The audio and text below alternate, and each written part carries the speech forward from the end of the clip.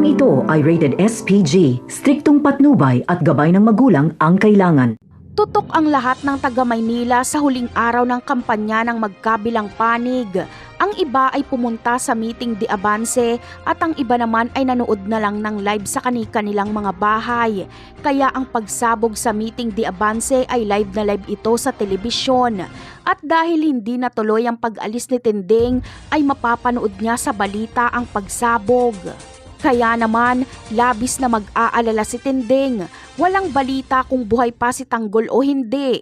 Pero sinasabi sa balita na imposibleng mabuhay si Tanggol sa ganong kalakas na pagsabog. Kaya hindi makakatiis si Tinding at pupunta siya sa pinangyarihan ng pagsabog. At dahil delikado ay sasamahan siya ni Alfredo. Samantala, agad namang natukoy nila Enteng kung sino ang may pakana. Makikita kasi nila ang Red Phoenix at makakabarilan pa nila ito. Pero kalaunan ay makakatakas din sila Lucio. Para kay Enteng ay sila Lucio ang nagpasabog.